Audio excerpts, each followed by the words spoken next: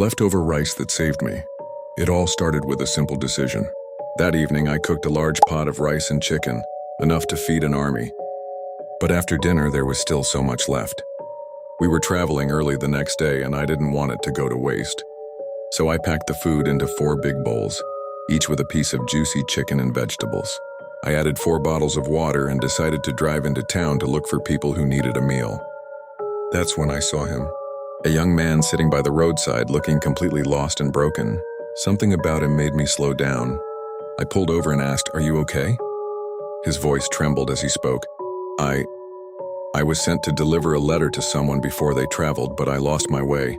Then I lost my money, and my phone was stolen. I can't reach the person. "Who is the letter for?" I asked, feeling curious. He pulled out a slightly crumpled envelope and handed it to me. My hands froze as I read the name written boldly on it. It was my name. I stared at him in shock. Who was he? Why was he carrying a letter meant for me? I stood there speechless, staring at the envelope. The young man watched me nervously. "Madam, please, do you know the person? Can you help me?" I opened the letter slowly, my heart pounding. The first line read, "Dear Madam, this message is very important.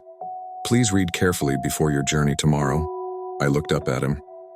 "Who sent you?" He hesitated. "An old man. He said it's urgent. He gave me some money for transport, but everything went wrong." Something about his tone felt sincere. He wasn't lying. But who was this old man? "Come with me," I said finally. "I'll take you to my house." On the drive home, my mind was racing. My husband was already packing for our trip. When he saw me walk in with a stranger, his face changed instantly. He froze, his eyes widened, and then he whispered something that sent chills down my spine. What is he doing here?" I had so many questions, but now I had more. "How do you know him?" I asked my husband. He didn't answer immediately. Instead, he walked closer, staring at the young man like he had seen a ghost. The boy looked confused, glancing between us. "Sir, do you know me?" he asked softly. My husband clenched his fists and said, "Go to the guest room. We'll talk later." His voice was cold, different. That night I couldn't sleep. The letter was still in my bag and I wanted to read every word, but my husband kept pacing the living room.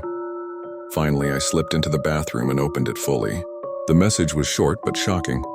"Madam, do not go on that trip tomorrow. Your life is in danger." I dropped the letter, my hands shaking. What danger? And who would send such a warning through a stranger? The next morning, I woke up to something even stranger. The boy was gone and so was my husband. To be continued. Watch out for the part 2.